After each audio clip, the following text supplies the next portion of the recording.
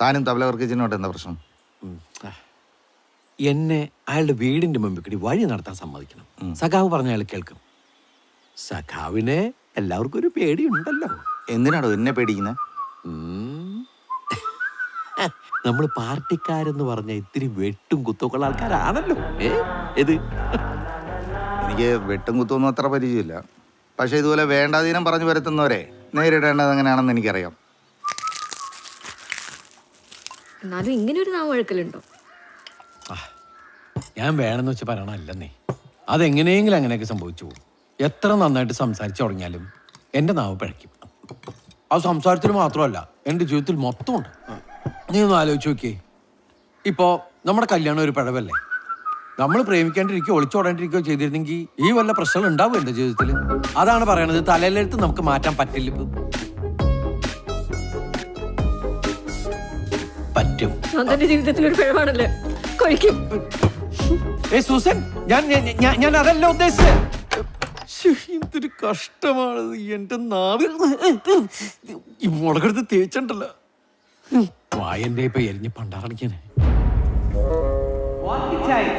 വളരെ നല്ല തബലിസ്റ്റാണെന്നാണ് വെപ്പ്.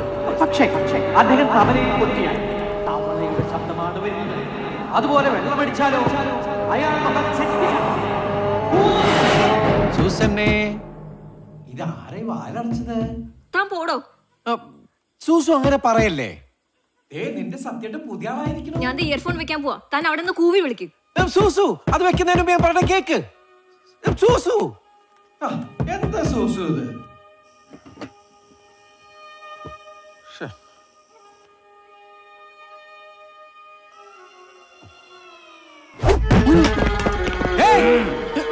എന്ത് തോന്നിയാസേ കാണിക്കണത്? തോന്നിയാസോ? ആ ഇഷ്ടിക എങ്ങനെ ഇപ്പൊ എന്റെ തലയെ കൊണ്ടിരുന്നെങ്കിലോ? നിന്റെ ശവ ഈ മുറ്റത്ത് വീണേനെ. അത് ഇന്നല്ലെങ്കിൽ നാളെ ഞാൻ വീഴ്ത്തുവടാ. നിങ്ങൾക്ക് എന്താ ഭ്രാന്താണ്? അതെടാ ഭ്രാന്താടാ. നീ അല്ലടാ എനിക്ക് ഭ്രാന്താക്കിയത്. ഒരു കലാകാരനായ എന്നെ ഇന്നലെ വരെ ഈ നാട്ടുകാർ തബല വർക്കിച്ചെന്നല്ലടാ വിളിച്ചോണ്ടിരുന്നത്. ഇപ്പൊ അവരെന്താ വിളിക്കുന്നതെന്ന് അറിയോ? തവള വർക്കിച്ചാന്ന്. നീ അല്ലടാ അതിന് കാരണം. ഞാൻ നിൽക്കുന്ന എന്റെ വീടിന്റെ മുറ്റത്താ. വെളിവില്ലാത്ത അങ്ങേർക്കാ. അങ്ങേരെ പിടിച്ച് അകത്തേറ്റിക്കോ. കേറ്റി തരടാ ഞാൻ.